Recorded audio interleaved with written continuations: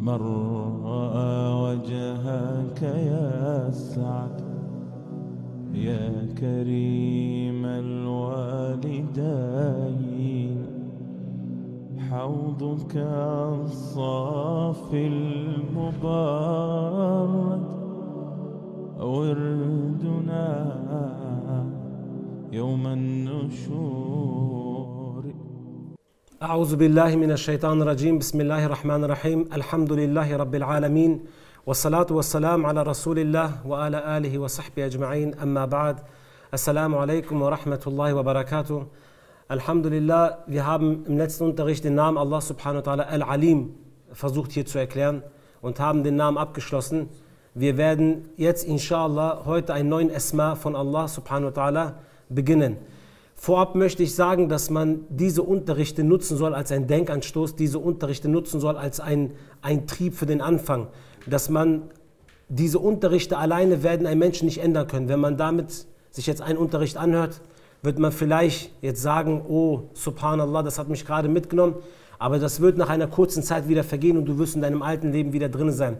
Deswegen ist es wichtig, dass wenn wir diese Namen Allah subhanahu wa ta'ala versuchen jetzt zu erklären, dass der Sinn dahinter ist, diese auch in seine Taten umzusetzen. Und das Wichtige dabei ist, wenn man zum Beispiel jetzt heute nach diesem Esma, wenn wir den auch behandelt haben, hier rausgeht, dass man sagt, in seinem Leben suche ich mir jetzt einen Bereich aus, in dem ich diesen zu meinem Charakter mache, in dem ich diesen Namen Allahs, den wir heute behandeln werden, zu meinem Charakter mache, in irgendeinem Bereich deines Lebens und versuchst immer wieder, dich daran zu denken, wenn du in diesem Bereich bist, dass du so und so handeln werdest, so und so handeln wirst, wie es der Name Allah subhanahu wa ta'ala erfordert. Wir werden heute inshallah Allah subhanahu wa ta'ala seinen Namen Al-Halim hier versuchen zu erklären, bi'iznillah. Der Name Allahs Al-Halim kommt im edlen Koran 11 Mal vor. Al-Halim bedeutet, Hilm bedeutet eigentlich sowas wie, das war für mich schwierig, das auf Deutsch herauszufinden, weil Hilm wird auf Türkisch sowas wie Arbaşlı übersetzt und das ins Deutsche ist nochmal ein bisschen schwieriger, aber sowas wie besonnen, souverän, bedächtig, bodenständig, ruhig, geduldig, langatmig zu sein, das ist so Hilm, wenn man das versucht so zu erklären. Raghib al-Isfahani erklärt Hilm folgendermaßen und sagt, Hilm bedeutet, selbst wenn du wütend bist, dich kontrollieren zu können. Für Allah subhanahu wa ta'ala, wenn wir sagen Al-Halim, sagen wir eigentlich, Allah ist derjenige, der trotz, dass er die Macht hat, dich aufgrund von deiner Sünde, die du gerade begehst, nicht direkt urteilt, sondern nachsichtig ist und dir einen Aufschub gibt. Wenn du eine Sünde begehst, dann bestraft Allah dich nicht gleich in diesem Moment für deine Sünde. Du hast was Schlimmes gesagt, was Schlimmes getan. Allah bestraft dich nicht. Warum? Weil er ist Al-Halim. Er gibt dir einen Aufschub. Er gibt dir eine bestimmte Frist. Er ist nicht direkt beim Bestrafen. Er ist nicht voreilig im Urteilen oder Bestrafen. Er hält sich einfach zurück in Anführungsstrichen und lässt dir einen Aufschub geben und verurteilt dich nicht. Warum gibt er dir Aufschub? Al-Halim ist derjenige, der dir Aufschub gibt, der nachsichtig ist, obwohl du Sünden begehst, weil er dir die Möglichkeit gibt, irgendwann dazwischen Istighfar und Tauba zu machen, damit Allah dir vergeben kann. Deswegen ist der Name Al-Halim ein Name Allahs. Ihr werdet das merken, wenn wir in dem Unterricht das Schritt für Schritt durchgehen. Ein Name Allahs, der wirklich die Liebe zwischen einem Diener zu Allah so extrem steigert, dass man eigentlich, manchmal heißt es im Koran Verse, sie sind niederwerfend, sie sind in Sajda gefallen, als in die Koran verlesen worden ist. Eigentlich, wenn dieser Name uns verlesen wird, müsste man in Sajda fallen und Allah dafür danken, dass Allah Al-Halim ist. Allah sagt im edlen Koran, Inna Allaha yamsiku samawati wal arda an tazula. Allah ist es, der die Himmel und die Erde festhält, dass sie nicht ineinander hineinfallen. وَلَئِنْ زَالَتَا إِنْ أَمْسَكَهُمَا مِنْ أَحَدٍ مِنْ بَعْدِهِ. Und würden die Himmel und die Erde weichen, so würde es niemanden geben, außer Allah, der diese Himmel festhalten kann oder die Himmel festhalten kann. Daraufhin sagt Allah, Innahu kana haliman ghafura. Ganz gewiss ist Allah Halim, Al-Halim und er ist Ghafur, derjenige, der die Sünden vergibt. Jetzt die Sache, warum hält Allah subhanahu wa ta'ala die Himmel und die Erde, damit sie nicht ineinander bricht? Weil es niemand anders machen könnte. Niemand anders könnte die Himmel und die Erde halten. Warum tut das Allah? Weil er Halim und Ghafur ist. Der Grund, warum die Welt und die Himmel noch existieren und wir noch auf dieser Welt umherlaufen, ist der Name Allahs Al-Halim. Was das jetzt bedeutet, darauf werde ich inshallah gleich kommen. Also für Allah bedeutet Al-Halim, wenn wir das sagen, jemand, Allah ist derjenige, der nachsichtig ist und wenn du eine Sünde begehst, dir einen Aufschub gibt, damit er dir die Möglichkeit gibt, darin Istighfar zu machen. Wenn ihr jetzt fragen würdet, wo finde ich denn diesen Namen Allahs Al-Halim, wo zum Beispiel reflektiert denn dieser Name, also okay, Allah ist Al-Halim, Allah ist nachsichtig, Allah gibt Aufschub, aber wo genau sehe ich das? Ausnahmslos ist es in dem Schirk-Begehen. Ausnahmslos in dem Schirk-Begehen, vor allem in den Sünden, in den schlechten Taten. Alle unseren halben Taten, die wir Allah gegenüber begehen, alle unseren falschen Taten, alle unseren nicht gemachten Taten, aber die wir eigentlich hätten machen müssen, die wir nicht tun, sind eigentlich ein Grund, dass wir vernichtet werden. Aber der Grund, warum wir es nicht werden, ist, weil Allah ganz gewiss Al-Halim ist. Allah sagt nämlich im edlen Koran, وَلَوْ يُؤَاخِذُ اللَّهُ النَّاسَ بِمَا كَسَبُوا مَا تَرَكَ عَلَى ظَهْرِهَا مِنْ دَابَّةٍ. Und wollte Allah die Menschen für alles bestrafen, was sie tun, würde er nicht ein Lebewesen auf dieser Erde übrig lassen. Und würde Allah wirklich den Menschen bestrafen für das, was er getan hat, dann wäre kein einzigster Mensch heute auf dieser Welt, weil jeder hat Fehler. وَلَكِنْ يُؤَخِّرُهُمْ إِلَى أَجَلٍ مُسَمَّى. Aber Allah, er gewährt ihnen einen Aufschub bis zu einer bestimmten Zeit. فَإِذَا جَاءَ أَجَلُهُمْ فَإِنَّ اللَّهَ كَانَ بِعِبَادِهِ بَصِيرًا. Und wenn danach diese Zeit eingetroffen ist, ist ganz gewiss Allah derjenige, der seine Diener durchschaut hat. Guck mal, wir leben auf dieser Welt und alles in dieser Dunya, im Sama und auf der Erde sind Diener Allahs. Alles Lobpreis Allah. Es gibt nur eine Kreatur, zwei Kreaturen, die außerhalb der ganzen Geschöpfe auf dieser Welt das Maß überschreiten oder falsch handeln. Allah gegenüber sich auflehnen. Die Himmel, die Erde, die Wolken, die Meere, die Tiere, die Lebewesen, die Pflanzen, die Bäume, alles, was es gibt, dient Allah, außer der Mensch. Das ist wie ein Gleichmarsch, wenn Soldaten alle laufen, wenn 1000 Soldaten laufen und dazwischen sind nur ganz wenige, die machen nicht denselben Marsch. Das würde so auffallen, dass der ganze Rhythmus kaputt gehen müsste. Deswegen sagt Allah im edlen Koran, Zahara al-Fasadu fil Barri wal Bahr bima kasabat aydin nas. Unheil ist auf dem Festland und auf den Meeren sichtbar geworden, um dessen Willen, was die Hände der Menschen vorausgeschickt haben, yani auf das, was die Menschen gemacht haben. لِيُذِيقَهُمْ بَعْدَ الَّذِي عَمِلُوا لَعَلَّهُمْ يَرْجِعُونَ. Auf dass sie die Früchte so mancher ihrer Handlung kosten lassen, damit sie sich besinnen, sagt Allah subhanahu wa ta'ala. Der Grund, warum es auf dieser Erde Unheil gibt, Katastrophen gibt, ist, weil der Mensch sein Maß überschreitet, ist, weil der Mensch nicht das macht, was Allah ihm befohlen hat. Weil das ganze Rhythmus kaputt geht, sagt Allah, wir lassen euch nur einiges von dem Unheil, was ihr mit eurer Hand vorausgeschickt habt, wo ihr schuldig wart, lassen wir euch zeigen. Warum? Damit ihr ein bisschen nachdenken möget. Der Mensch, der kommt heute, er beleidigt Allah. Der Mensch, der kommt heute, macht sich lustig über Allah. Der Mensch, der kommt heute, sagt, Allah hat sich ein Kind genommen. Der Mensch, der kommt heute und wirklich versucht, Allah auszutricksen.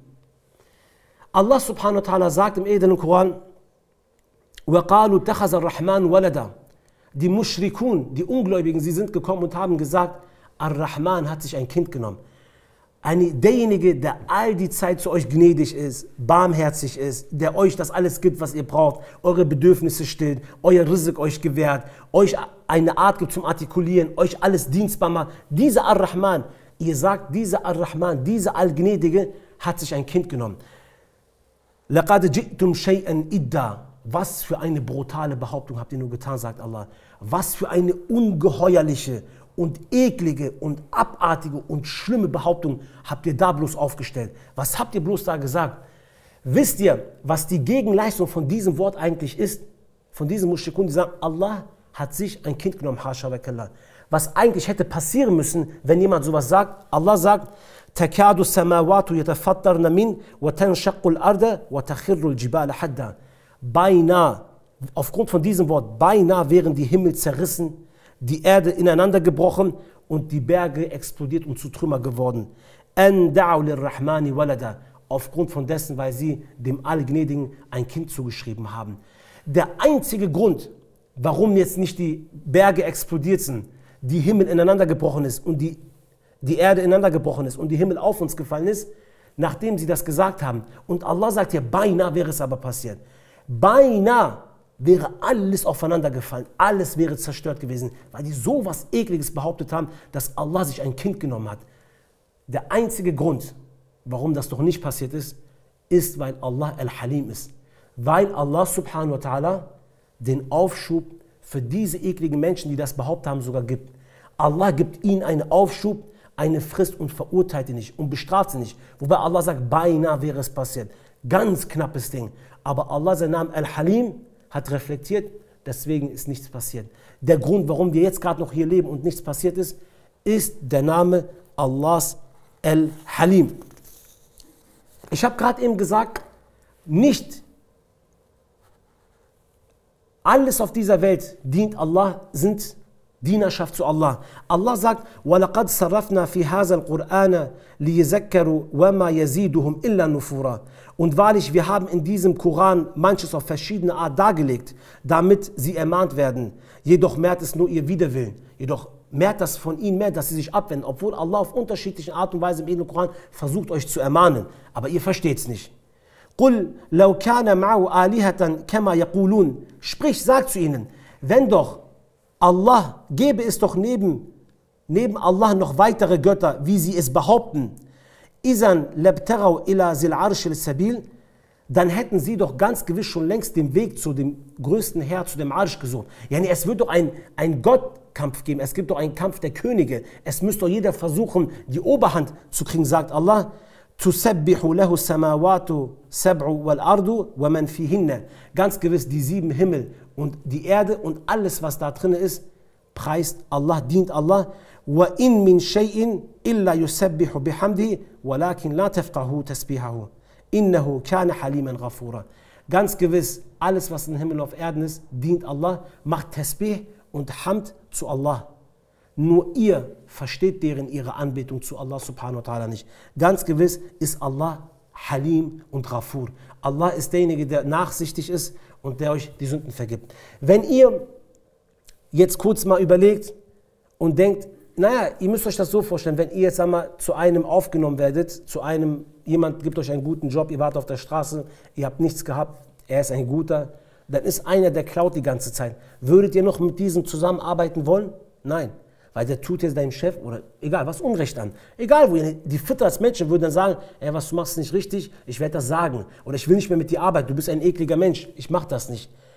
Normalerweise würde die Himmel, die Erde und alles, was hier ist, gar nicht mehr uns dienstbar gemacht. Also diese Erde, die Himmel, würde gar nicht uns eigentlich helfen wollen. Mit der Luft, mit den Tieren, mit allen Lebewesen. Warum? Weil wir die Grenze überschreiten. Alles dient Allah subhanahu wa ta'ala, außer der Mensch, der dient nicht Allah. Der Grund aber, warum das noch passiert ist, weil Allah ganz gewiss den Menschen wieder den Aufschub gegeben hat und sie nicht gleich bestraft hat und hat das den Lebewesen befohlen, dass die trotzdem noch dienstbar sein sollen.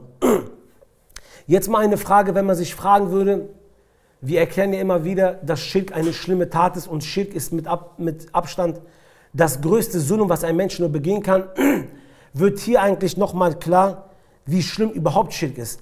Yani, dass Schirk eigentlich wirklich das Schlimmste ist, was es gibt. Allah erklärt nämlich hier und sagt, قُلْ أَرَأَيْتُمْ شُرَكَاءَكُمُ الَّذِينَ تَدْعُونَ مِنْ دُونِ اللَّهِ. Sprich, habt ihr etwa die Götter gesehen, die ihr anstatt Allah anbetet? Aruni, maza khalaqu min al-ardi, am lahum shirkun fi samawati, am ataynahum kitaban, fahum ala bayyinati minh. Sag, zeigt mir, was sie von der Erde erschaffen haben. Die ihr anstatt Allah anbetet, die ihr anstatt Allah gehorcht, die ihr anstatt Allah mehr liebt, zeigt, was sie von dieser Erde erschaffen haben. Oder haben sie etwa Anteile an der Herrschaft von der Himmel, sagt Allah. Oder haben wir ein Buch hinabgesandt, worin ein Beweis wäre, dass sie auch Götter sind, sagt Allah. Bel in ya'idu zalimuna ba'duhum ba'dan illa ghurura. Ganz gewiss, nein, so ist es nicht. Die Ungerechten verheißen einander nur Trug. Die Ungläubigen, sie tricksen sich nur selber, sie betrügen sich nur gegenseitig. Inna Allaha yumsiku samawati wal arda an tazula. Ganz gewiss, Allah hält die Himmel und die Erde, damit sie nicht weichen. وَلَئِنْ زَالَتَا إِنْ أَمْسَكَهُمَا مِنْ أَحَدٍ مِنْ بَعْدِهِ. Und würde sie weichen, so gäbe es keinen außer ihm, der diese halten könnte. إِنَّهُ كَانَ حَلِيمًا غَفُورًا. Ganz gewiss, Allah ist Halim und Ghafur. Das ist der Vers, den ich ganz am Anfang verlesen habe. Und das hat wieder mit Schirk zu tun. Diejenigen, die behaupten, Allah, es gibt andere Götter neben Gott. Allah sagt, was sagt ihr überhaupt da? Wir haben euch den Koran herabgesandt. Euch versucht auf mehrere Wegen das sichtbar zu machen. Wenn es doch einen Gott gibt neben Allah, dann müsste noch einen Kampf im Himmel geben. Alle Lebewesen auf der Welt, ihr seht es nicht, aber beten nur einen einzigen Gott an. Nur ihr sucht euch andere Götter, aber alle anderen beten nur einen einzigen Gott an. Ihr aber sucht euch andere Götter, sagt Allah subhanahu wa ta'ala. Warum, oh du Mensch, machst du das? Die Himmel würden eigentlich ineinander fallen. Der Grund, warum Allah das noch hält aufgrund von deiner Tat, ist wirklich, weil Allah subhanahu wa ta'ala Al-Halim ist.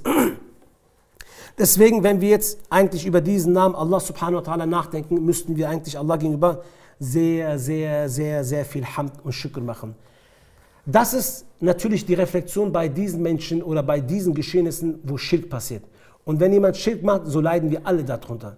Weil Schirk ist mit Abstand das größte Zulm. Aber es gibt auch Taten, Sünden, die ein Muslim begeht, wo Allah subhanahu wa ta'ala ihm gegenüber danach mit seinem Hilm, Al-Halim, widerfährt.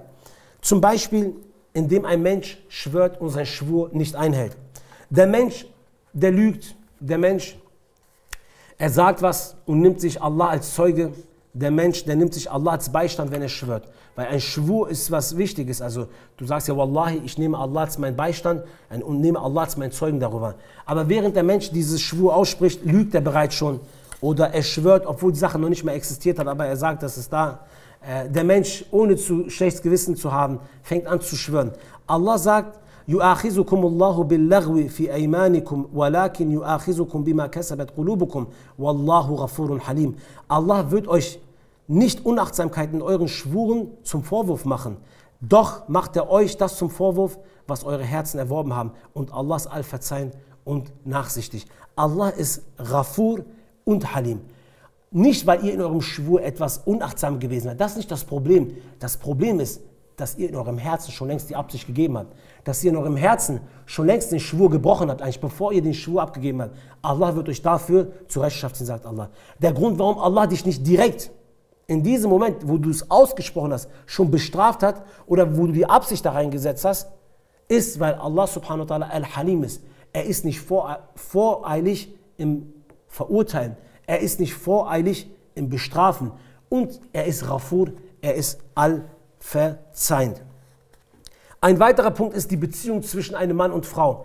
Ihr wisst, wenn die Gelüste eines Menschen hochkommen, dann ist es sehr schwer, dass ein Mensch sich kontrollieren kann. Vor allem, wenn es um Gelüsten der Männer und Frauen geht, dann ist das häufig so, dass irgendwann die Gedanken verrückt spielen, die Augen begehen Sünden, die Zunge begeht Sünde, die Körperteile begehen dann diese Sünden. Und der Grund, warum bei dieser schlimmen Sünde eigentlich Allah subhanahu wa ta'ala uns noch nicht bestraft hat, ist ebenfalls Allah sein Hilm. Allah sagt, وَلَا جُنَاهَ عَلَيْكُمْ فِي مَا عَرَّضْتُمْ بِهِ.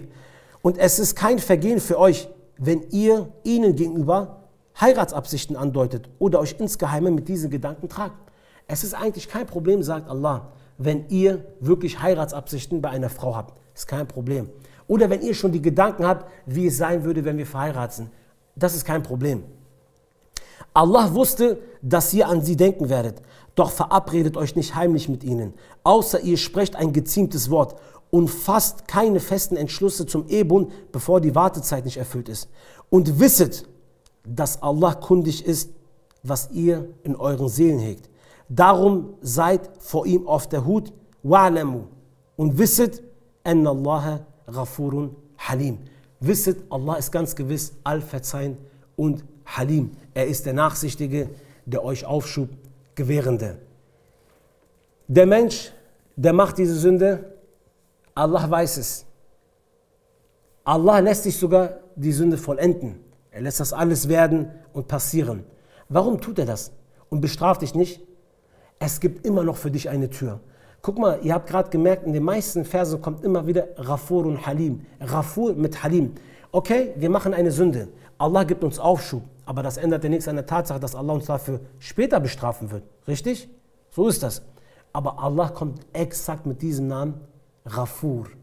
Allah sagt, ich gebe euch Aufschub und wenn ihr dann irgendwann Tauba macht, werde ich Ghafur sein und euch eure Sünden vergeben. Das ist hier eigentlich der Knaller. Der Knaller ist eigentlich hierbei, dass ein Mensch, wenn etwas passiert, er sehr emotional ist, aufbrösend ist und er möchte am liebsten schnell das Urteil fällen und den bestrafen. Allah subhanahu wa ta'ala, wenn du eine Sünde begehst, bestraft dich nicht. Er gibt dir Zeit. Aber warum gibt er dir Zeit? Nicht um dich noch härter zu bestrafen oder um dir weh zu tun, weil er Ghafur ist. Er gibt dir diese Möglichkeit immer mehr und mehr, damit du Tauba und Istighfar machst, damit Allah subhanahu wa ta'ala danach dir die Sünden vergibt. Allah lässt nicht oder lässt das warten, bis du danach die Sünden voll hast und dich dann bestraft. Allah geht es darum, damit er dir vergibt und dir was Gutes tut. Alhamdulillah. Der Mensch, dem Besitztum gegeben wird, Allah subhanahu wa ta'ala gibt Rizq dem Menschen und er möchte, dass der Mensch von diesem Rizq, was er ihm gegeben hat, was sowieso Allah subhanahu wa ta'ala gehört, dass er davon spendet. Aber manchmal ist es so, dass der Mensch gierig wird, auf einmal der Dunya hinneigt oder dem Geld zuneigt. Allah sagt im edlen Koran, Fattaqullaha mastata'tum wasma'u wa ati'u wa anfiqu khayrun li anfusikum. So fürchtet Allah, so viel ihr nur könnt und hört und gehorcht und spendet. Es wird für euch selbst besser sein. وَمَنْ يُوقَ شُحَّ نَفْسِهِ فَأُولَٰئِكَ هُمُ الْمُفْلِحُونَ. Ganz gewiss, und wer von seiner eigenen Habsucht bewahrt ist, das sind ganz gewiss die Erfolgreichen. إِن تُقْرِضُوا اللَّهَ قَرْضًا حَسَنًا يُضَاعِفُ لَكُمْ وَيَغْفِرْ لَكُمْ وَاللَّهُ شَكُورٌ حَلِيمٌ.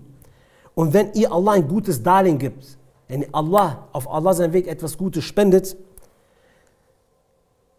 so wird er euch ein Vielfaches davon zurückgeben und das vermehren. Und Allah wird euch vergeben, denn Allah ist dankbar und nachsichtig. Halim.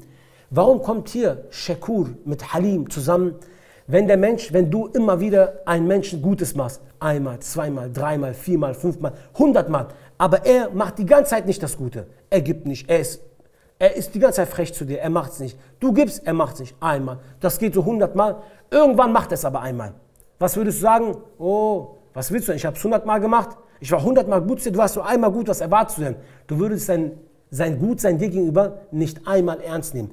Allah subhanahu wa ta'ala ist aber nicht so. Allah sagt, wenn ihr nicht gibt auf Allah seinen Weg, wenn die Gier euch eingeholt hat, die Habsucht, dass ihr das festhalten wollt und ihr habt lange Zeit nichts getan, aber irgendwann kommt ihr und ihr fängt an zu geben, dann ist Allah Halim und Shakur. Allah hat euch nicht bestraft, weil er genau auf diesen Moment gewartet hat mit euch. Er hat euch den Aufschub gegeben. Und während diesen Aufschub, während dieser Zeit, wenn ihr dann irgendwann spendet, dann ist Allah Shakur. لَإِن شَكَرْتُمْ لَأَزِيدَنَّكُمْ. Dann wird er mit euch so handeln, als wären diese anderen 100 Mal nicht gegeben. Und er wird euch genau diese Verse auch zutreffen lassen. Er wird genau dasselbe euch dann wieder zurückgeben. Allah wird nicht nachtragend sein diesbezüglich. Allah ist nämlich nicht nachtragend. Oder wenn jemand spendet und dabei das seinen Brüdern vorhält oder versucht so eine Position zu erlangen oder versucht, weil er gespendet hat, es mitzubestimmen oder ich habe hier auch was zu sagen. Allah sagt diesbezüglich im Koran, الَّذِينَ يُنْفِقُونَ أَمْوَالَهُمْ فِي سَبِيلِ اللَّهِ ثُمَّ لَا يُتْبِعُونَ مَا أَنْفَقُوا مَنًّا وَلَا أَذًى لَهُمْ أَجْرُهُمْ عِنْدَ رَبِّهِمْ وَلَا خَوْفٌ عَلَيْهِمْ وَلَا هُمْ يَحْزَنُونَ. Diejenigen, die ihren Besitz auf dem Wege Allah spenden, dann dem, was sie gespendet haben, weder Vorhaltung noch Ungebührlichkeiten folgen lassen, dem werden wir ihren Lohn ganz gewiss zuteil werden lassen. Ihr Lohn ist bei ihren Herren, weder Angst wird über sie kommen, noch werden sie traurig sein diesbezüglich. Jemand, der spendet und das niemandem vorenthält, nicht eine Sache macht, die Aib ist. Du gibst Geld, sag das doch nicht überall. Du hast einmal gespendet, übertreibt doch jetzt nicht. Mach jetzt nicht keinen Hype draus oder sag jetzt, ich habe gespendet, die anderen haben nicht gespendet, die anderen sind schlechter wie ich. Mach das nicht, sagt Allah. قول معروف ومغفرة خير من صدقة يتبعها أذى والله غني حليم. Gütige Rede und Verzeihung sind besser als eine Almose, das von einem Übel befolgt wird. Und Allah ist ganz gewiss Al-Ghani, reich, unabhängig, und er ist Halim, ganz gewiss der Nachsichtige. Euer Sadaqa, was ihr gibt und dabei danach rumprallt, will Allah gar nicht haben, weil Allah ist Al-Ghani, er ist reich, er ist unabhängig. Allah sagt, das brauche ich nicht. Lieber verzeiht den Menschen, gibt gute Worte ab, das ist viel besser für euch. Der Grund, warum Allah euch noch nicht vernichtet hat oder euch bestraft hat, weil ihr diese Tat gemacht habt, dass ihr das gegeben habt und danach dabei geprotzt habt, was euch überhaupt keinen Nutzen hat, ist, weil Allah wieder Halim gewesen war. Er war euch gegenüber gnädig, nachsichtig. Deswegen sagt Allah, aber er ist Al-Ghani. Was wichtiger für euch ist, nicht das Geben, sondern das Geben ohne eine Aib oder ein Kusur zu machen. Wenn ihr das nicht macht, dann seid lieber vergebend, verzeihend zu den Menschen oder sagt lieber gute Worte zu den Menschen. Ich möchte zu einem weiteren Punkt kommen, bevor wir das Thema wechseln. Und zwar, manchmal gibt es Menschen in der Dawa, die einen Fehler begehen. Auch Menschen, die eigentlich eine Verantwortung auf sich getragen haben, begehen Fehler. Manchmal ist das so, dass man den Emir sehr bedrängt. Manchmal ist das so, dass man in der Dawa falsche Entscheidungen trifft, dass man wirklich was falsch gemacht hat, was vergeigt hat. Manchmal ist das so, dass Menschen im Krieg den Propheten verlassen. Das kommt vor. Manchmal kommen halt diese ganzen Dinge vor. Das ist menschlich. Und wir in der Dawa müssen auch damit rechnen, dass solche Dinge passieren. Auch zur Zeit des Propheten ist sowas passiert. Allah sagt im Heiligen Koran, Inna allazina tawallaw minkum yawma iltaqal jam'ani innama istazallahum ash-shaytanu bi ba'din ma kasabu. Gewiss diejenigen von euch, die geflüchtet sind, als die beiden Kampftruppen aufeinander trafen, diese verleitete der Satan mit etwas von dem, was sie sich an Verfehlungen erwarben. وَلَقَدْ عَفَى اللَّهُ عَنْهُمْ. Ganz gewiss hat Allah ihnen vergeben. Inna Allah Ghafurun Halim. Ganz gewiss Allah Ghafurun Halim. Auch wenn ihr einen Fehler macht in der Dawa, wenn ihr etwas Schlechtes gemacht habt in der Dawa, dann ist Allah euch gegenüber Al-Halim. Allah gibt euch einen Aufschub. Warum? Damit ihr Istighfar und Tauba macht. Allah gibt euch diese Zeitspanne nicht, um euch zu bestrafen. Dabei ist es wichtig, dass ihr euch besinnt und Tauba macht. Und wenn ihr es macht, Afa Allahu anhum. Allah hat euch vergeben, Allah wird euch inshallah diesbezüglich vergeben. Manchmal ist so, Allah subhanahu wa ta'ala gibt dir einen Aufschub, verdeckt deine Sünde, damit keiner es mitkriegt, nur du weißt deine Sünde. Allah lässt nicht die anderen Menschen das mitkriegen, Allah lässt keinen davon hören, nur du hast es. Allah gibt dir diesen Aufschub. Denk ja nicht, das geschieht, weil Allah das nicht gesehen hat oder weil du so klug warst, die Sünde zu begehen, ohne dass keiner es mitbekommen hat. Allah ist nur Al-Halim dir gegenüber, aber sobald das aufhört, wirst du die Strafe kriegen. Einen wichtigen Punkt möchte ich sagen, für Menschen, die immer sehr, sehr viel fragen und vor allem Dinge fragen, dass wenn diese ihnen beantwortet werden, ihnen eine Last werden. Allah sagt diesbezüglich im Heiligen Koran, Ja ayyuhallazina amanu, la tas'alu an ashya'a in tubda lakum tasukum wa in tas'alu anha hina yunazzilu al-Qur'ana tubda lakum. O ihr, die den Iman verinnerlicht haben, o ihr Muslime, fragt nicht nach Dingen, die, wenn sie euch verdeutlicht werden, euch unangenehm wären. Doch wenn ihr danach fragt, während der Koran hinabgesandt wurde, werden sie euch verdeutlicht. Afallahu anhum, wallahu ghafurun halim. Allah hat euch ganz gewiss vergeben, Allah ist allvergeben und nachsichtig. Fragt nicht Dinge, dass wenn ihr wisst, wenn die Antwort kommt, diese unangenehm für euch ist.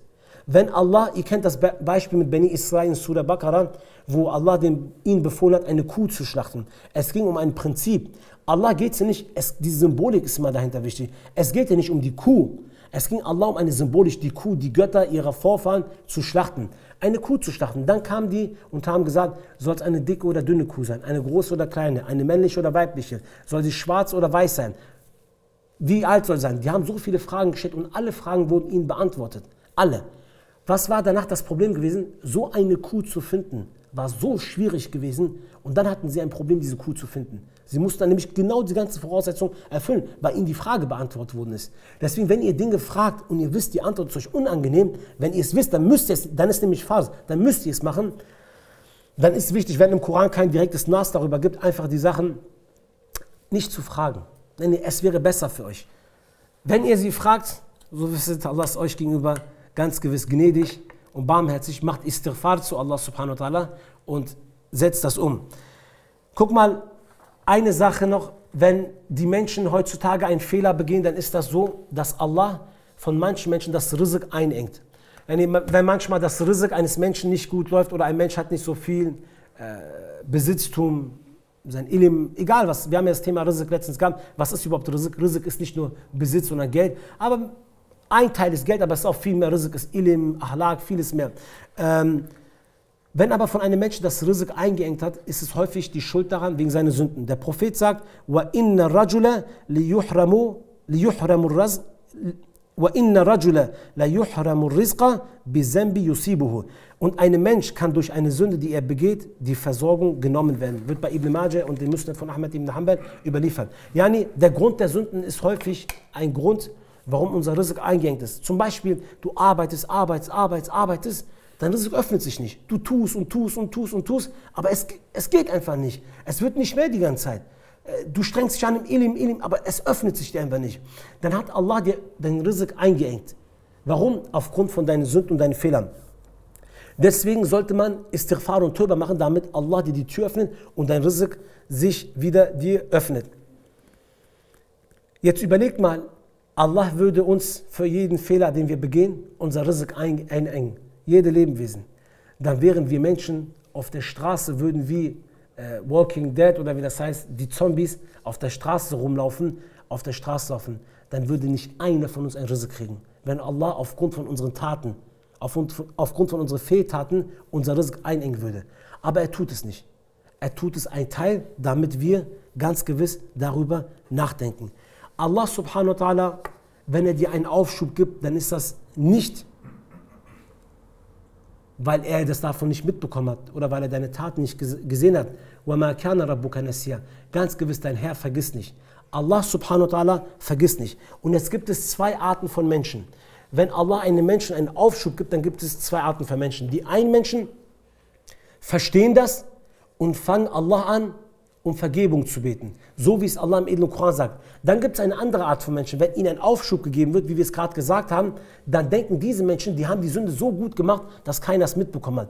Die denken, die waren so schlau gewesen, nichts ist passiert, ich bin noch gerade so davon gekommen, hat gut gepasst, ich habe das gut gemeistert, das war, weil ich so schlau war. Sie verstehen nicht, dass das aber Allah sein Name Al-Halim war, weil Allah ganz gewiss weiß alles, er sieht alles, das haben wir im letzten Unterricht behandelt. Aber manche Leute denken, wenn Allah ihnen einen Aufschub gibt, dass sie dann richtig getan haben und machen noch mehr Sünden, überschreiten die Grenzen noch mehr. Und wenn dann Allah sein Name Al-Halim dort entzogen wird, dann ist dieses Ansehen, dieser Anblick ist wirklich heftig. Das gleiche Beispiel finden wir im edlen Koran bei Pharao. Allah hat Pharao gewarnt, er hat ihm eine Plage, 2 Plagen, 7 Plagen geschickt. Warum? Damit Pharao nachdenkt und seine Leute. Aber sie haben es nicht getan. Allah sagt nämlich im edlen Koran, وَلَقَدْ أَخَذْنَا آلَ فِرْعَوْنَ بِالسِّنِينِ وَنَقْسٍ مِنَ السَّمَرَاتِ لَعَلَّهُمْ يَذَكَّرُونَ. Und wir bestraften Pharao mit Dürre und Mangel an Früchten, auf das sie sich ermahnen lassen. Wir haben ihnen ein bisschen Dürre gegeben, haben die Früchte weggenommen. Warum? Damit sie mal ein bisschen nachdenken, sagt Allah, was sie überhaupt machen. Was haben die aber gemacht? فَإِذَا جَاءَتْهُمُ الْحَسَنَةُ قَالُوا لَنَا هَذِهِ. Aber wenn Allah ihnen etwas Gutes gegeben hat, da haben sie gesagt, genau das gebührt uns. Das passt gerade zu uns. Wir haben das verdient.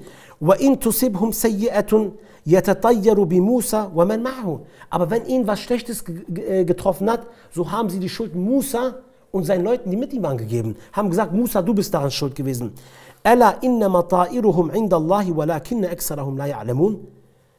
Nun liegt doch ganz gewiss ihr Unheil bei Allah alleine. Allah hat dieses Unheil auf euch geschickt. Jedoch die meisten von ihnen wissen es nicht. Allah sagt hier, ich schicke euch Warnungen. Ich nehme euch hier von da. Ihr rafft es nicht. Das Unheil kommt doch nicht von Musa. Es kommt einzig und allein von mir. Warum? Damit ihr mal ein bisschen nachdenkt. Aber Allah sagt, die meisten von ihnen haben nicht nachgedacht. وَقَالُوا.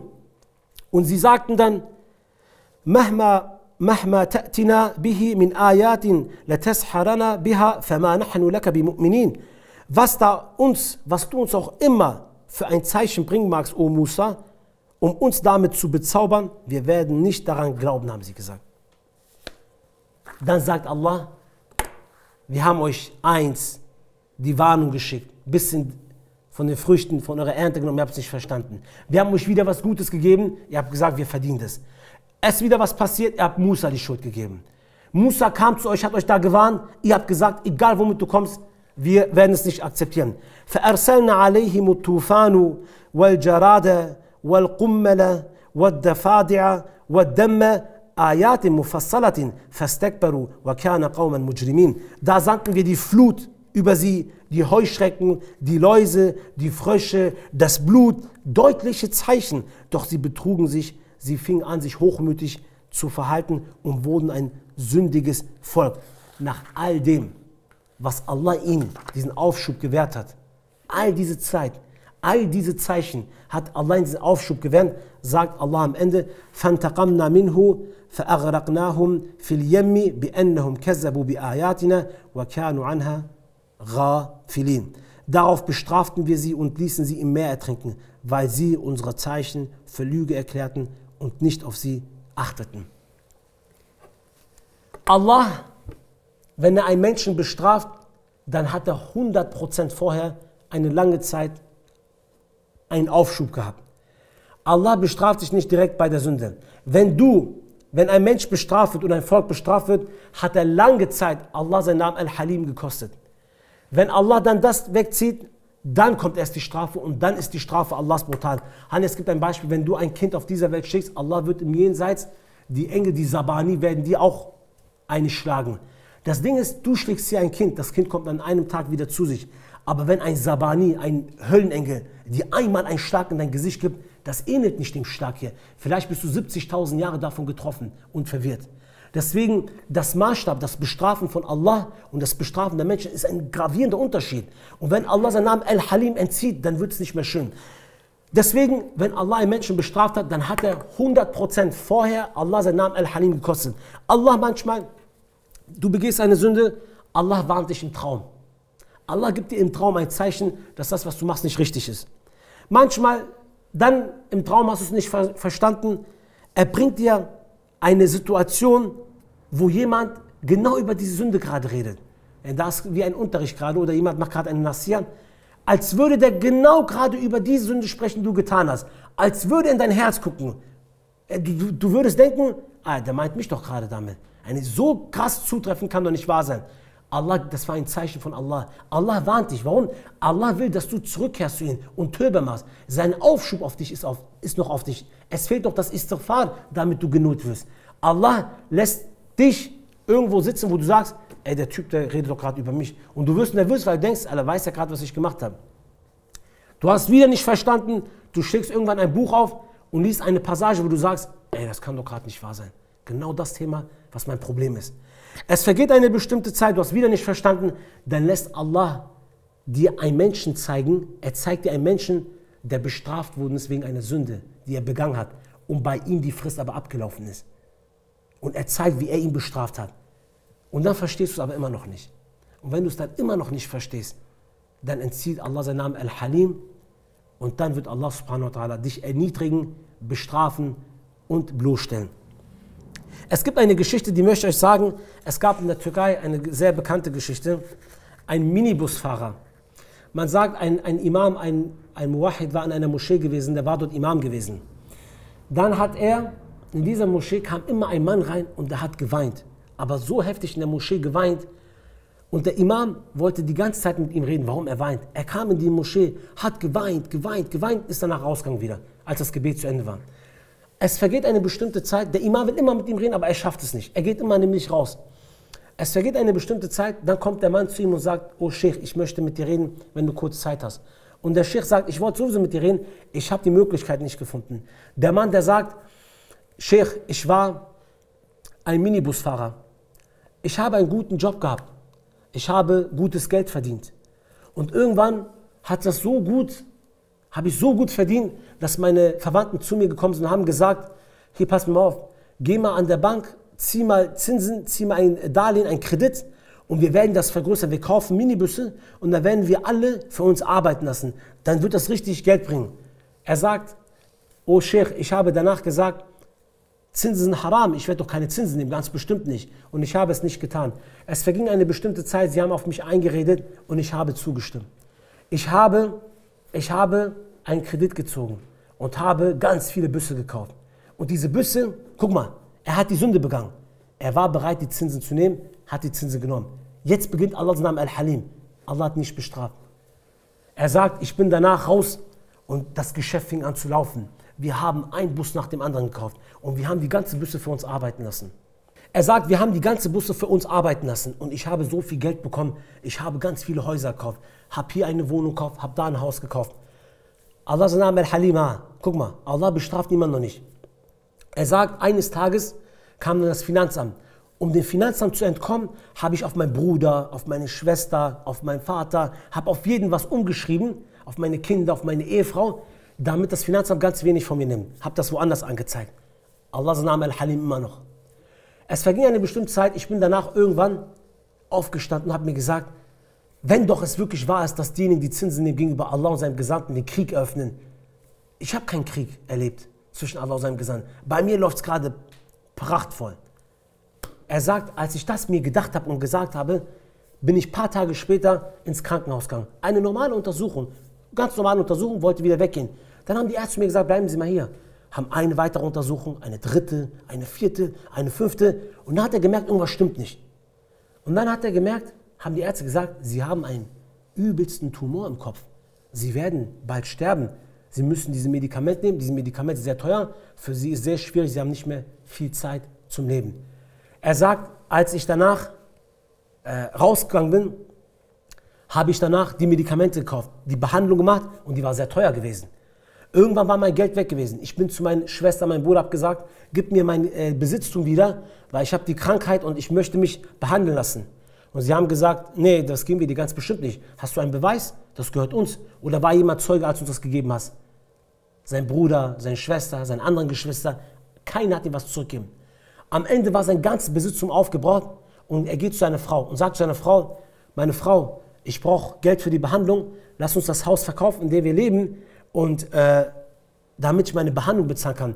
Da hat die Frau gesagt, oh mein Mann, ja nee, versteh mich nicht falsch, du wirst bald sterben, du hast Kinder, du musst irgendwas für deine Kinder hinterlassen, ich werde nicht erlauben, dass du das Haus verkaufst, weil du wirst ja bald sterben, damit wir auch was für unsere Kinder haben, ich werde das nicht machen.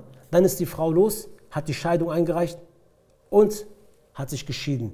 Und der Mann, der kommt in die Moschee, weint jeden Tag und sagt, ich habe nicht mal mehr Geld, um Tabletten zu kaufen, meine Behandlung fortzuführen. Das ist Allah, sein Name Al-Halim. Wenn Allah dir Aufschub gewährt, er gibt dir Möglichkeiten, er gibt dir Zeichen, er lässt dir alles immer noch, guck mal, es war immer noch Zeit, alles zu machen. Am Ende hat er es aber nicht verstanden. Nach all diesen Dingen, und wo er diesen Spruch noch gesagt hat, hat Allah subhanahu wa ta'ala was gemacht? Allah hat seinen Namen Al-Halim entzogen und Abscheuliches ist mit dem Mann geschehen.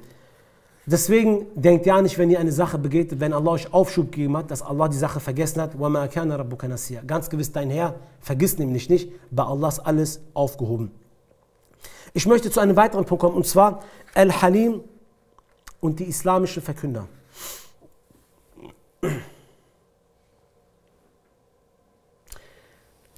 Ein islamischer Verkünder, der den Islam verkündet, und eigentlich sollten alle Muslime Amr bil Ma'ruf und Nahy anil Munkar machen, sollte auf jeden Fall auch diese Charaktereigenschaft Al-Halim, Halim haben, Hilm sein, nachsichtig sein, geduldig sein.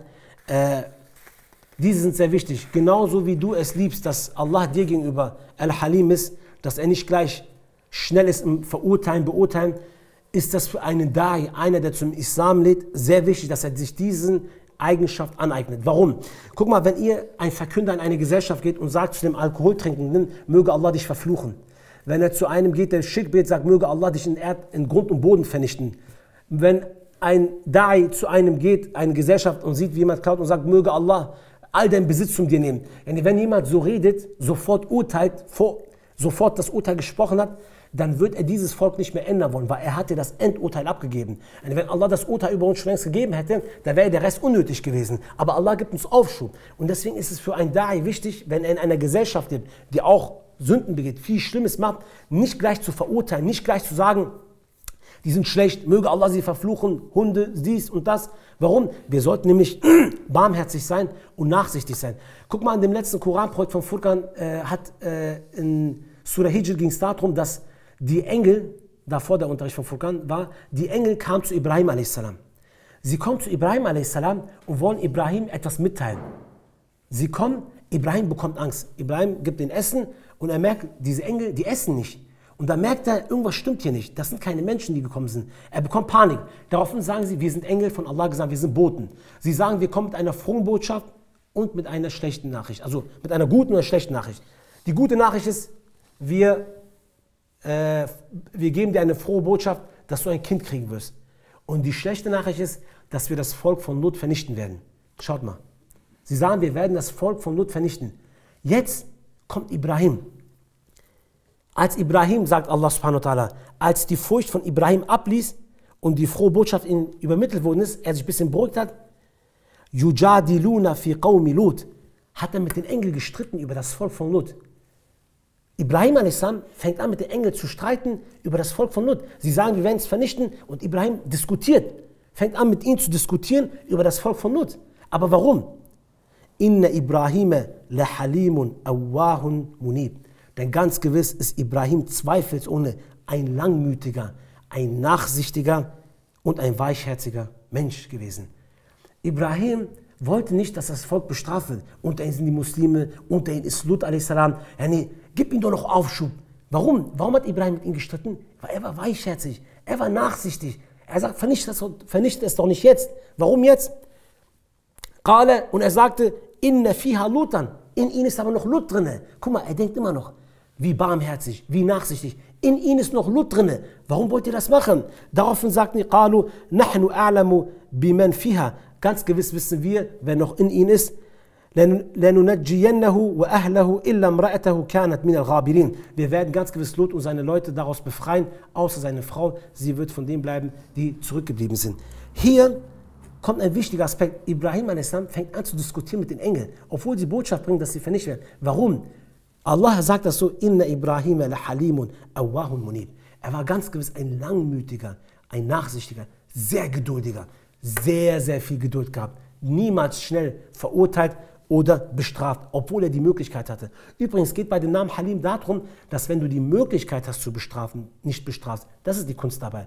Wenn du nicht die Möglichkeit hast, jemanden zu bestrafen, ja, da kannst du sowieso nicht machen. Aber wenn du die Möglichkeit hast und machst es nicht und gibst jemanden Aufschub, das ist ganz gewiss was sehr Besonderes. Sie kommt zum Propheten Aisha und sagt, O Gesandter Allahs, gibt es einen schlimmeren Tag wie der Krieg von Uhud?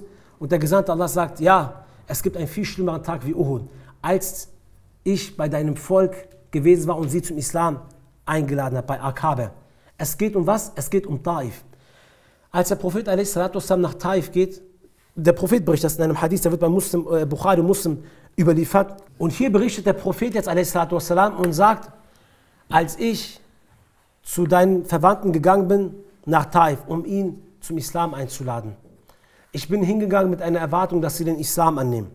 Jedoch, als ich hingegangen bin, haben sie mich schlecht behandelt und haben nicht die Antwort mir gegeben, die ich erwartet habe. Die haben die kleinen Kinder und die Behinderten auf mich gehetzt, sodass ich mit Steinen beworfen worden bin und Zayd ibn Haris sich vor mich gestellt hat und voller Blut gewesen war. Seine Schuhe voller Blut. Guck mal, der Prophet beschreibt hier den schlimmsten Tag seines Lebens. Das war Taif. Wenn jemand fragt bei Frage-Antwort, was war der schlimmste Tag des Propheten? Es war ganz gewiss Taif gewesen. Taif mit Abstand der schlimmste Tag. Der Prophet sagt, Blut überströmt, alle Türen verschlossen, Mekka komme ich nicht rein, die letzte Stütze mir genommen, meine Verwandten mich rausgeschmissen, die Kinder mich beschmissen, Blut überströmt, mit einem Zeichen tiefer Verzweiflung im Gesicht, mit einem Übermaß an Kummer bin ich weggegangen und habe Taif verlassen, sagt der Prophet. Daraufhin guckte ich in den Himmel und sah im Himmel eine Wolke. Daraufhin sah ich Jibril. Und Jibril sagte, Salam, Friede sei auf dir, O Muhammad. Allah hat gehört, was dein Volk dir angetan hat. Hier habe ich dir einen Engel mitgebracht. Er ist der Engel, der für diese Berge zuständig ist. Dann kommt der Engel und sagt, Salam alaikum, Friede sei mit dir, O Muhammad. Allah hat ganz gewiss gehört, was dein Volk dir angetan hat. Ich bin derjenige, der zuständig ist für diese Berge. Wenn du mir nun befiehlst, dass ich diese Berge aufeinander rücke, dann werde ich das Volk von Taif vernichten. Gib mir den Befehl und ich werde das Volk von Taif, was dir diese Ungerechtigkeit, was dir den schlimmsten Tag deines Lebens angebracht hat, was dir dein Herz zerrissen hat, diese Leute, gib mir den Befehl und ich werde das Volk, Frauen, Kinder, Männer, Alte, alle, die Behinderten, alle vernichten da drin. Gib mir den Befehl. Was sagt der Prophet? Der Prophet hätte auch sagen können, ja, ich mach's. Die haben es verdient, die haben mich rausgeschmissen. Was sagt der Prophet? Er sagt was ganz anderes. Er sagt, Bel erju an yukhrij Allahu min aslabihim man ya'budu Allah wahdahu wa la yushriku bihi shay'an. Ich erhoffe mir, dass Allah aus ihrer Nachkommenschaft Menschen hervorbringt, die ganz gewiss Ya'budullaha wahdahu wa la yushriku bihi shay'an.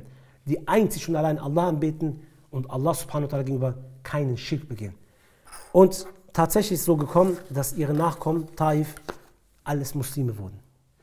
Für einen Da'i ist es hierbei sehr wichtig, dass er weiß, genau wie Allah die Kraft hat, ein Volk zu vernichten, hat er auch die Macht dazu, die Herzen der Menschen zum Islam zu bringen.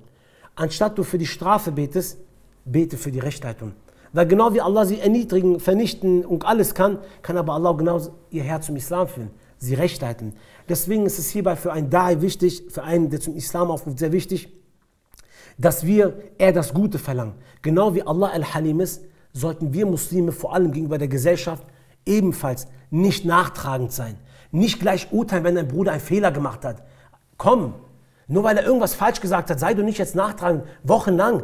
Verurteile ihn doch nicht gleich. Stelle ihn doch nicht bloß gleich vor allen Leuten. Sag doch nicht gleich so und so. Was verurteilst du denn gleich? Okay, er hat einen Fehler gemacht. Willst du das jetzt die ganze Zeit wiederholen? Überleg doch mal, wenn Allah es mit dir machen würde. Oh du Diener, warum bist du so arrogant? Du willst, dass Allah es mit dir so umgeht? Wir hatten nur,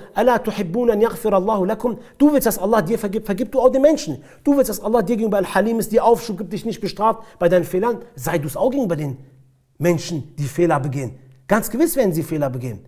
Deswegen seid ihr auch so dem Volk gegenüber. Eine wichtige Sache, wenn man nachsichtig ist, Halim ist, bedeutet das aber noch lange nicht, dass man nicht die Wahrheit ausspricht. Dass man nicht sagt, um das Volk zu kränken, um sie jetzt irgendwie zu verletzen. Das bedeutet das übrigens nicht. Al-Halim, Hilm zu besitzen, bedeutet trotzdem, die Wahrheit noch ganz genau zu sagen, weil das verlangt Allah von uns. Wir sind nämlich Zeugen auf Allahs Erde, die für Allah Zeugnis ablegen werden. Deswegen und für die ganze Menschheit. Deswegen müssen wir zum Guten aufrufen. Guck mal, Shu'aib a.s. macht zu seinem Volk Da'wah. Er lädt sein Volk zum Islam ein. Sein Volk ist der Knaller. Sein Volk sagt solche Aussagen, die sind sehr interessant. Sie sagten zu Shu'aib, nachdem er sie zum Islam einlädt, Shu'aib lädt zum Islam ein, sagt, dient Allah und meidet die ganzen Götzen und die Tarut. Daraufhin sagen sie, ja Shu'aibu, as-salatuka ta'muruka an natruka ma ya'budu aba'una aw an naf'al fi amwalina ma nasha'u. O Shu'aib, ist es etwa dein Gebet, was dir befiehlt, dass wir unsere Götter, die unsere Vorfahren schon angebetet haben, nicht anbeten sollen? Ist es dein Gebet, was uns befiehlt, unser Geld nicht so auszugeben, wie wir es wollen? Innaka la anta al-Halim ar-Rashid. Guck mal, die Mushrikun sagen zu Shu'aib, Shu'aib, du bist doch derjenige, der Al-Halim, ganz gewiss, Halim und Rashid ist. Was heißt das? Du bist doch derjenige, der nachsichtig ist und der eigentlich sehr neutral ist. Ja, nee, warum mischst du dich ein? Das sind doch Themen, du mischst doch sonst in unsere anderen Sachen nicht ein. Ja, nee. Warum mischst du dich gerade hier bei den Göttern und so ein? Eine andere Sachen sind dir auch egal. Du bist doch immer so nachsichtig, du gibst uns immer, du bist gut, ja, aber warum bist du in diesem Bereich so komisch, so nicht neutral, so auf einer Seite festhalten? Sagen sie zu Shu'aib. Guck mal, sie versuchen Shu'aib von dieser Seite anzugreifen. Aber ganz gewiss hat das Shu'aib nicht dazu gebracht, dass Shu'aib damit aufgehört hat. Im Gegenteil, er hat sogar noch direkter darüber gesprochen. Ibrahim a.s., genau das gleiche Beispiel. Ibrahim haben wir gerade gesagt, wie Halim er doch war, wo er sogar mit den Engeln gestritten hat. Überleg mal, Ibrahim, er streitet mit den Engeln, diskutiert mit den Engeln. Ibrahim a.s., Allah sagt diesbezüglich, وَمَا كَانَ اسْتِغْفَارَ إِبْرَاهِيمَ لِأَبِيهِ إِلَّا عَنْ مَوَاعِدَتِهِ وعداها إياه فلما تبين له أنه عدو لله تبرأ منه إن إبراهيم لأواه حليم. Dass Ibrahim um Verzeihung bat für seinen Vater, war nur wegen eines Versprechens gewesen, sagt Allah, das er ihm gegeben hatte. Doch als ihm klar wurde, dass jener ein Feind Allahs war, sagte er sich von ihm los. Ganz gewiss, Ibrahim war doch gewiss ganz ein nachsichtiger, ein sanftmütiger und ein sanftmütiger und ein sehr bodenständiger Mensch gewesen. Ibrahim hat, nachdem er erfahren hat, dass sein Vater ein Feind Allahs ist, hat er nicht für ihn um Vergebung gebeten. Ibrahim a.s. hat sich sofort von ihm getrennt. Allah sagt nämlich in einem anderen Vers, وَإِذْ قَالَ إِبْرَاهِيمُ لِأَبِيهِ آزَرَ أَتَتَّخِذُ أَصْنَامًا آلِهَةً إِنِّي أَرَاكَ وَقَوْمُكَ فِي ضَلَالٍ مُبِينٍ. Und als Ibrahim zu seinem Vater Aser sagte, nimmst du Götzen zu deinen Göttern? Nimmst du diese Götzen zu deinem Gott? Ich sehe dich und dein Volk in einem offenen Irrtum. Und wir wissen, Ibrahim ist der Vater, der den Tawhid auf brutalste Art verkündet hat. Millatu Ibrahim, wir sagen das ja, derjenige, der den Tawhid am besten Beispiel. Allah sagt ja, nee, Uswat Hasan, eigentlich ein sehr schönes Beispiel, habt ihr in Ibrahim. Worum geht es aber? Um Tawhid. Aber Ibrahim ist ein sehr, sehr weichherziger Mensch. Aber wenn es um den Tawhid ging, was sagt er? كفرنا بكم وبدا بيننا وبينكم العداوة والبغضاء أبدا حتى تؤمنوا بالله وحده. Ibrahim a.s. sagt zu seinem Volk, ich sage mich von euch und dem, was ihr anbetet, außer Allah los. Ich bin fern von dem. Und zwischen euch und mir soll es eine Feindschaft und einen Hass geben bis zur Ewigkeit. Außer ihr kehrt zu Allah, ihr betet Allah einzig und allein an und gesellt ihm nichts bei. Das war Ibrahim. Ibrahim war aber eigentlich derjenige gewesen, der ganz nachsichtig war, milde war, weichherzig war. Aber das heißt noch lange nicht, wenn es um Tawhid geht, dass er nicht die Wahrheit erklären soll. Deswegen, ihr sollt natürlich barmherzig sein, gnädig sein, Hilm-Sahibi sein, Besitzer von Hilm sein. Aber wenn es um die Verkündung des Tawhid geht, ist das absolut kein Hindernis, den Islam, den Tawhid zu verkünden. Ein weiterer Punkt, was wichtig ist für den Verkünder ist, ein Verkünder muss mit dem Namen Allahs immer wieder Dua machen. Der Prophet berichtet uns bei Bukhari Muslim ein Dua, wo er sagt, La ilaha illallahu al-azim al-halim, La ilaha illallahu rabbul arsh al-azim, La ilaha illallahu rabbus samawati wa rabbul ard wa rabbul arsh al-karim. Es gibt keinen Gott außer Allah, es gibt keinen Gott außer dir, der Mächtige, der Nachsichtige. Es gibt keinen Gott außer dir, der Herr vom Arsch, der Herr von dem Thron.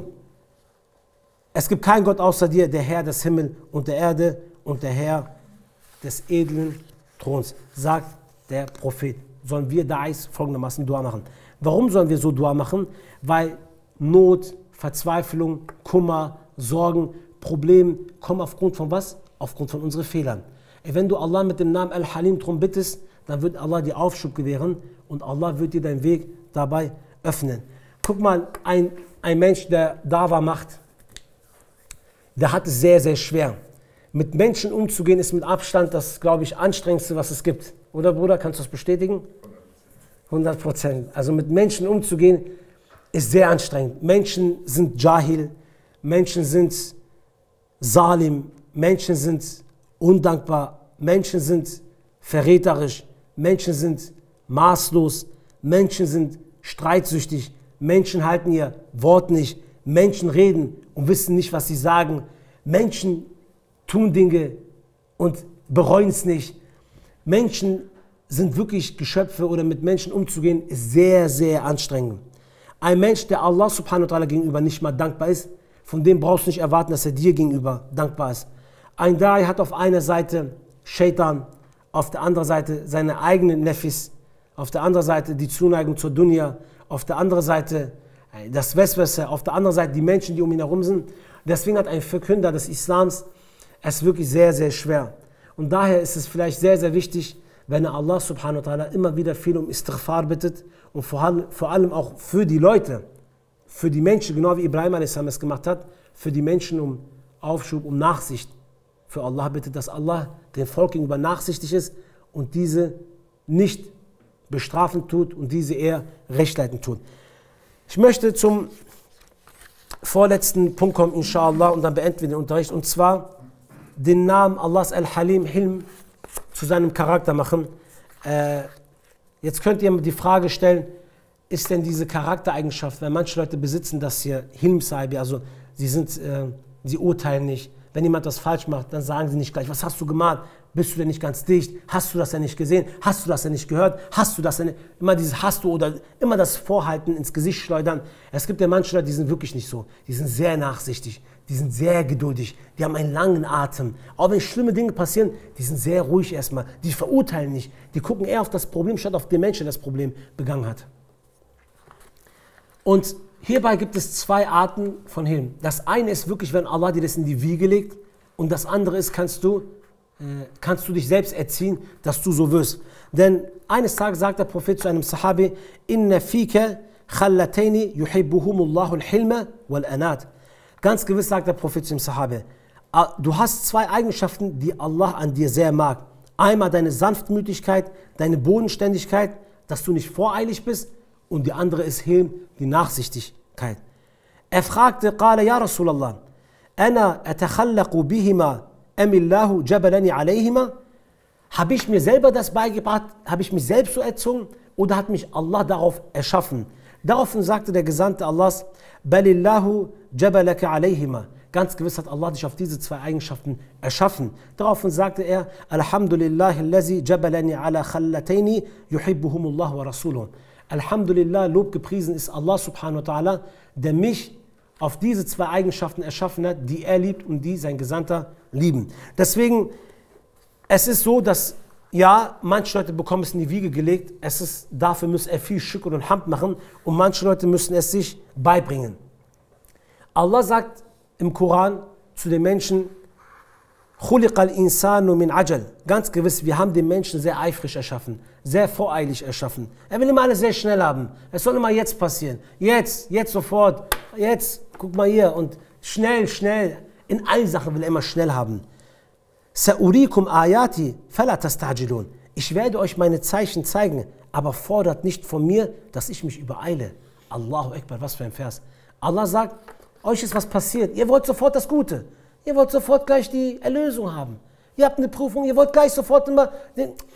Allah sagt, keine Problem, ihr werdet das sehen. Es ist gerade was passiert, ihr versteht das nicht, ihr wollt gleich nervös werden. Bleibt doch einfach mal cool. Bleibt doch ruhig erstmal. Bleibt ganz ruhig. Ganz gewiss wird Allah dir die Zeichen zeigen, warum das passiert ist. Aber fordert Allah nicht heraus, dass er übereilig wird euch gegenüber. Allah sagt in Surah Yunus, وَلَوْ يُعَجِّلُ اللَّهُ لِلنَّاسِ الشَّرَّ اسْتِعْجَالَهُمْ بِالْخَيْرِ لَقُضِيَ إِلَيْهِمْ أَجَلَهُمْ. Würde Allah euch das Schlechte so schnell geben, wie ihr das Gute immer verlangt, dann wäre euer Ajal schon längst verurteilt worden. Dann wärt ihr schon längst vernichtet worden. Ihr fordert das doch nicht so schnell heraus, sagt Allah. Bleibt ruhig, ihr werdet das schon sehen.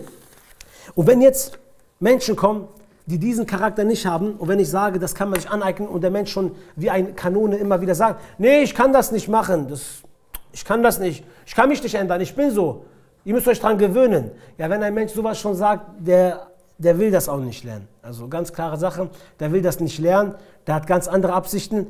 Guck mal, der größte Beweis ist, dass die Beduinen, die mit den Propheten zum Islam konvertiert sind, ein Volk, was wirklich sich wegen Kamelen sich die Köpfe abgeschlagen haben. Das ist auch kein Fake. Wenn der eine was gesagt hat, der hat nicht gezögert, hat sein Messer genommen, hat Krieg angefangen, und dies ging dann 30, 40 Jahre, haben die Krieg geführt. So ein Volk, was sofort beleidigt hat, hastig war, eilig war, sofort was machen musste, weil das ehrenhaft war. Wenn du dich hingesetzt hast, war das unehrenhaft. Du musstest dich verteidigen, jemand hat was gesagt, wenn du jetzt nicht was sagst, dann war das wie so, als wärst du schwach. Du hast gerade nicht geantwortet, der hat dich gedisst. Aber er ist nicht so. So ein Volk, so ein Beduinenvolk hat es geschafft, ich sage mal extra so Beduinen herablassen, damit ihr versteht, was für ein Volk das eigentlich war, hat Allah so hervorgehoben. Warum? Sie haben sich selbst angefangen zu ändern, dass Allah sie zu einem wunderschönen Menschen macht, die ein Beispiel für die gesamte Menschheit geworden sind. Deswegen, jeder Mensch kann sich das aussuchen, genau wie ich am Anfang gesagt habe. Ihr müsst zum Beispiel in eurem Leben einen Part aussuchen. Ihr seid Vater, ihr seid Arbeitgeber, ihr habt Leute unter euch, über die ihr Macht habt. Dann sagt ihr, ich werde genau in diesem Bereich, wo ich die Macht habe, und jemand begeht einen Fehler, ich werde ihn nicht bestrafen. Ich werde diesbezüglich nachsichtig sein. Ich werde Verständnis aufweisen, geduldig sein, sanftmütig sein. Und das muss man sich versuchen anzueignen, weil ihr werdet nach diesem Vortrag nicht auf einmal sanftmütig sein oder Hilm besitzen. Ihr müsst euch wirklich im Leben Bereiche aussuchen, in der Dawa oder in der Arbeit oder mit Menschen, die ihr zu tun habt, oder eure Frau oder eure Kinder, wenn die was machen, dass ihr sagt, ich werde jetzt versuchen, diese Eigenschaften mir anzueignen und nicht gleich zu urteilen, rumzuschreien, nachsichtig zu sein, eine Sache ins Gesicht zu schleudern, sondern ich werde diesbezüglich nachsichtig sein. Warum? Weil ich will, dass Allah mir gegenüber auch nachsichtig ist. Ich möchte einige Ratschläge geben, wie man überhaupt dieses Hilm erlangen kann, dass man auch so ist. Das eine ist, dass man sich Allah subhanahu wa ta'ala zuwendet und Allah erstmal darum bittet. Unsere größte Waffe, die wir haben, ist immer Dua. As-Silah, Dua al-Mu'minin. Das ganz gewiss, das Dua ist die Waffe des Gläubigen. In allen Sachen. Du willst ein Kind haben, wir sagen, die Schätze sind alle bei Allah. Die Schätze des Verborgenen sind alle bei Allah. Du willst ein Kind von Allah haben, du bittest Allah mit dem Namen Al-Wahhab. Du möchtest Rizq haben, dass dein Geld vermehrt wird, bitte Allah mit dem Namen Al-Razak. Du möchtest, dass Allah dir vergibt, du bittest Allah mit dem Namen Al-Ghafur. Du willst Izzat, du willst Macht haben, bitte Allah mit dem Namen Al-Aziz. Yani, die ganzen Schätze sind bei Allah. Und wenn du auch Hilm haben willst, diese Charaktereigenschaft haben möchtest, so musst du Allah subhanahu wa ta'ala mit dem Namen Al-Halim darum bitten, dass er dich auch so erschaffen tut. Der zweite Punkt ist, zu wissen, wie vorzüglich eigentlich Hilm ist, wenn ich mir das aneigne. Wenn du dir das aneignest, dann bist du so ein Mensch, der von Allah geliebt wird. Yani Allah liebt die Menschen, die wirklich diese Hilm besitzen, die diese Charaktereigenschaft besitzen. Eines Tages kommt ein Mann zum Propheten und sagt, ja Rasulallah, ich habe Verwandte. Ich gehe zu diesen Verwandten, ich versuche mit ihnen eine enge Beziehung aufzubauen, ich melde mich bei ihnen, aber sie trennen sich, sie melden sich nie bei mir. Denn ich versuche auf sie zuzugehen, sie geben sich keine Mühe. Ich behandle sie gut, aber sie behandeln mich schlecht. Sie begehen einen Fehler, ich halte ihnen das nicht vor, ich bin Hilm, ja nee, ich halte ihnen das nicht vor, aber wenn ich was falsch mache, schleudern sie mir das direkt ins Gesicht. Was soll ich machen? Daraufhin sagt der Gesandte, لَإِن كُنْتَ كَمَا قُلْتَ, wenn es so ist, wie du es gerade gesagt hast, فَكَأَنَّمَا تُصِفُّهُمُ الْمَلَّ وَلَا يَزَالُ مَعَكَ مِنَ اللَّهِ ظَاهِرٌ عَلَيْهِمْ مَا دُمْتَ عَلَى ذَلِكَ. Daraufhin sagte der Gesandte Allahs, wenn es so ist, wie du es gerade gesagt hast, dann ist das so, als würdest du heiße Asche in ihr Gesicht werfen. Warum heiße Asche? Du tust ihnen die ganze Zeit was Gutes, sie tun was Schlechtes. Im Jenseits wird das für sie eine heftige Rechenschaft dafür geben, weil du hast so viel Gutes getan, du wirfst die ganze Zeit Asche in ihr Gesicht, die verstehen das nicht. Im Jenseits werden sie dafür sehr stark bestraft werden. Du wirfst Asche in ihr Gesicht. Und wenn du weiterhin so bleibst ihm gegenüber, so wirst du immer an deiner Seite einen Engel haben, einen Beschützer haben, der dich immer begleitet und dich beschützt. Das sagt der Prophet a.s. diesbezüglich. Deswegen, wenn jemand diese Charaktereigenschaft hat, ist es so, auch wie hier in dem Hadith, du tust Gutes. Das sieht immer so aus, als würdest du vielleicht der Trottel sein. Ja, du machst gut, die sind schlecht. Du gehst hin, sie kommen nicht. Du schaust bei denen hinweg, sie schauen nicht bei dir hinweg. Eigentlich, was würdest du sagen? Es reicht. Es reicht doch irgendwann, ich mache das jetzt auch so zurück. Ich fand doch auch nicht. Sie haben mir auch getan, ich mache auch so. Die verstehen das nämlich nicht. Guck mal, wir denken immer, wir sind schlau. Das ist immer unsere Aussagen. Nee, der hat es nicht verstanden. Wenn er es nicht versteht, dann, ich glaube, man muss auf dieselbe Art und Weise reden. So, nein, musst du nicht. Genau das macht dich nicht zu einem guten Menschen. Dann bist du genau wie er. Nur weil er so ist, einmal, zweimal, dreimal, heißt nicht, dass du auch so sein musst. Der hat es nicht verstanden, okay, der versteht sich anders, jetzt werde ich mich auch mal so anpassen wie er. Was bleibt der Unterschied zwischen dir und ihm? Das ist es nicht. Allah sagt, wenn du so bleibst, der Prophet sagt, wenn du so bleibst, wie du bist, wird Allah dich lieben und einen Engel zu dir schicken, der dich beschützt, dass dir niemals was angetan werden kann. Deswegen zu sagen, wenn der ist so, ich habe die Schnauze voll, ich mache das nicht mehr mit, ich bin jetzt genauso, das ist nicht richtig. Das machen schwache Menschen, die sind kein Stück, ich betone, kein Stück besser wie die anderen. Die sind haargenauso. Ganz genau, exakt sogar. Die sind nicht ein Stück besser, egal wie sie sich zeigen, egal wie sie sich fühlen, egal wie sie sich auch geben. Das andere ist, Hilm ist eine Eigenschaft der reifen Menschen. Hilm besitzen auch wirklich nur Menschen, die sehr reif sind. Warum? Du bist nicht schnell im Urteilen. Du handelst nicht voreilig. Du springst nicht auf alles drauf rein, was die Leute dir vorschmeißen. Wenn du die ganze Zeit urteilst, so schnell, überschnell, übereilig, hastig urteilst, was passiert? Du machst viele Fehler. Also musst du dich viel entschuldigen. Ein Mensch, der sich viel entschuldigt, ist erniedrigt, also nicht erniedrigt, aber ist unten. Ja, deswegen ein Mensch, der wenig redet, muss sich auch weniger entschuldigen. Eine Hilm ist bodenständig, nicht gleich zu urteilen. Warte erst mal ab, lass mal die Situation angucken. Bleib erst mal cool. Wir gucken erst mal. Alles gut. Und nicht gleich, Yallah, Hujum und wir müssen. Nein. Ein Mensch, der Hilm besitzt, der ist reif. Der macht das nicht. Und glaub mir, die Menschen, die lieben auch solche Menschen. Menschen mögen Menschen, die diese Art besitzen. Arbaschle, bodenständig, besonnen, souverän, ganz geduldig, nicht schnell urteilen. Die Menschen lieben auch diese Menschen. Ein Mensch mag nicht einen überhastigen, einen eiligen, einen hektischen Menschen. Wallahi, die Menschen mögen so einen Menschen nicht. Egal, was sie sagen, aber im Herzen haben sie keine Zuneigung zu diesen Menschen. Eine weitere Sache ist, jemand, der Hilm besitzt, kann behaupten, er ist stark. Weil der Prophet sagt, لَيْسَ الشَّدِيدُ بِالسُّرْعَةِ إِنَّمَا الشَّدِيدُ الَّذِينَ يَمْلِكُ نَفْسَهُ عِنْدَ الْغَضَبِ. Der Gesandte Allah sagt, der Starke ist nicht derjenige, der die Menschen durch seine Kraft besiegt, der im Ringen beim Boxen gewinnt. Der Starke ist derjenige, der sich wenn er wütend ist, unter Kontrolle hält. Und es gibt ganz gewiss 2 Gefühlsausbrüche, die mit Abstand die schlimmsten und schwierigsten Gefühlsausbrüche sind, um die unter Kontrolle zu kriegen. Das eine ist, wenn ein Mensch zornig ist, und das andere ist, wenn die Gelüste des Menschen kommen. Mit Abstand die schwierigsten und am heftigsten unter Kontrolle kriegende emotionale Ausbrüche sind ganz gewiss Wutausbrüche und Gelüste. Man kann sich nicht beherrschen. Es wird sehr, sehr schwierig. Und jemand, der sich da beherrschen kann, der ist wirklich stark. Guck mal, eure Kraft wird vergehen. Euer Reden wird irgendwann vergehen, ihr werdet ruhiger werden.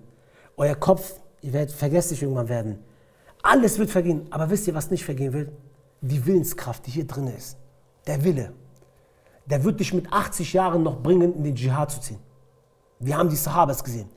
Sie waren vielleicht nicht hier, aber sie waren hier. Sie waren nicht normal hier. Deswegen, wo sie wütend waren, haben sie sich beherrscht. Das war Stärke. Man hat ihm das vielleicht nicht angesehen. Abdullah bin Mas'ud, ein dünner Mann, aber hier so stark gewesen. Junge, davon können sich heute die mächtigsten Menschen der Welt 10 Scheiben von abschneiden. Warum? Das ist wichtig, dass du hier stark bist. Wenn du wütend bist, dich unter Kontrolle kriegst. Wenn du jetzt gerade sagst, eigentlich müsste ich jetzt so ausrasten oder den bestrafen, aber ich tue es nicht, das ist Stärke. Das widerspiegelt dich, dann kannst du sagen, Alhamdulillah, ich bin ein starker Mensch. Als letztes und zum Abschluss kommt, möchte ich Hilm. Man sollte sich einen Menschen, der Hilm besitzt, zum Vorbild nehmen und man wird selbst zum Vorbild, wenn man das hat. Ein Hadith möchte ich verlesen, es wird vom Propheten, von Anas bin Malik überliefert. Eines Tages ging ich mit dem Propheten raus und wir waren unterwegs gewesen. Da kam ein Beduin und der Prophet hatte wie ein Turban und ein Schal um sich. Daraufhin kam der Beduin zum Propheten und hat den Propheten so an sein Kleid und sein Schal gezogen. Aber so sehr gezogen, dass die Spuren an der Haut des Propheten sichtbar wurden von dem Ziehen. Daraufhin kommt der Beduin und sagt zum Propheten, Merli min malillahi allazi indak. Er dreht sich zum Propheten und sagt, O Gesandter, bestell für mich etwas aus Allah sein Vermögen, was du hast. Er zerrt an, stellt euch mal dieses Bild, dieses Mansara vor. Das ist, der Prophet läuft mit Anas bin Malik, der Prophet, der Gesandte Allahs, der beste Mensch, der auf der Welt, der geehrteste Mensch auf der Welt, der Habib von Allah, der läuft und da kommt ein Beduin irgendwo aus der Wüste. Kommt, packt den Propheten und sagt, zieht, aber zieht übelst. Er redet nicht normal mit ihm. Er kann sich auch vorstellen, mit ihm reden. Aber er zerrt an ihn, seinen Hals, so Anas bin Malik sagt, es wurde sichtbar, seine Haut. Und sagt zu ihm, O Gesandter Allahs, gib mir von dem Besitz aus der Schatzkammer, was Allah dir gegeben hat. Subhanallah. Was macht der Prophet? Allahu Akbar. Unser Vorbild. Genau deswegen ist er der beste Mensch. Er dreht sich ganz aufmerksam zu ihm hin, mit seiner ganzen Aufmerksamkeit dreht er sich zu ihm hin, lächelt ihn an und sagt, macht ihm ein Geschenk. Sagt zu Anas, macht ihm ein Geschenk. Daraufhin wurde ihm ein Geschenk gegeben, was er wollte. Das ist der Prophet. Hätte der Prophet nicht sagen können, mach deine Hand da weg, was glaubst du, was du bist? Ich bin ja der Prophet Allahs, red mal normal mit dir, du musst mal Terbier lernen. Wir sind so, wir sagen mal, guck mal, der hat so geredet, der muss Terbier erstmal lernen. So geht das, komm, setz dich mal erstmal und red. Der Prophet hat das nicht gesagt. Das ist der Unterschied zwischen uns und den Propheten. Wir glauben immer, wir würden auch das besitzen, aber wir tun es nicht. Das ist eine Feinfühligkeit. Wir denken, wir hätten es, aber er hat es wirklich gehabt. Er hat nicht gesagt erstmal, ey, du musst es mal lernen, dann gebe ich dir. Er hat sich einfach gelächelt, hat sich zu ihm gedreht, hat gesagt, mach ihm ein Geschenk. Und hat ihm das gegeben. Das ist der Prophet a.s. Deswegen möge Allah subhanahu wa ta'ala uns diese Eigenschaft Hilm, inshallah, gewähren und dies zu unserem Charakter machen. Möge Allah uns gegenüber Al-Halim sein. Möge Allah subhanahu wa ta'ala der Gesellschaft gegenüber Al-Halim sein und sie zum Islam recht leiten und uns all unsere Sünden inshallah vergeben. Ich bitte Allah subhanahu wa ta'ala darum, all denjenigen, die er Aufschub gewährt hat, allen Muslimen und die noch nicht Istighfar gemacht haben, dass Allah subhanahu wa ta'ala all diesen vergebe. Möge Allah sich uns erbarmen. Nad'u Allah yajma'ana ala kitabillah wa ala shari'ati Rasulillah sallallahu alaihi wa sallam wa akhiru da'wana an alhamdulillahi rabbil alamin.